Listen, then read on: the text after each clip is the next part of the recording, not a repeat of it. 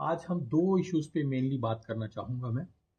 पहला इशू जो है वो जैसे आप हालात समझते हैं बाढ़ की वजह से, तो कहीं ना कहीं पैनिक फैलाने की कोशिश की जाती है।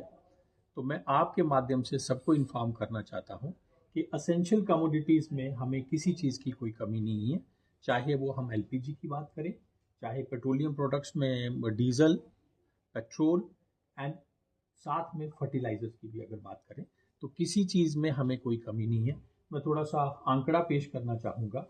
नॉर्मल रूटीन में हमारे पास जो सिलेंडर की कैपेसिटी है वो अप्रॉक्सीमेटली 4500 के आसपास है, और पर डे जो सेल एवरेज सेल की बात करूँगा 1200 से 1500 एवरेज सेल रहती है। स्टार्टिंग में थोड़ी सी इंक्रीज हुई थी जो डिक्रीज होके अब फिर एवरेज पे आ गई है। तो डेली जो हमारे पास स्टॉक अवेलेबल रहता है वो ऑलमोस्ट हमारा 3400-3500 के करीब सिलेंडर जो है हमारे पास यहाँ अवेलेबल रहते हैं। तो कहने का मतलब है 2 से ढाई दिन का स्टॉक हमारे पास हर समय अवेलेबल रहता है, और इसको हम और बढ़ाने की कोशिश कर रहे हैं। बात करेंगे अगर पेट्रोल और डीजल की, 6 से 7 दिन का स्टॉक हमारे पास अवेलेबल रहता है, और आज भी अगर मैं बात करूं तो उतना ही स्टॉक हमारे पास अवेलेबल है।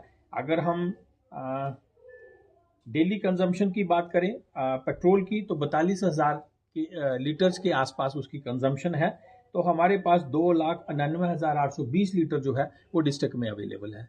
इसी तरह से अगर हम डीजल की बात करें तो हमारी डेली कंजम्पशन जो है 58,000 के आसपास है, और हमारे पास जो स्टॉक अवेलेबल है वो 3,02,660 अवेलेबल है।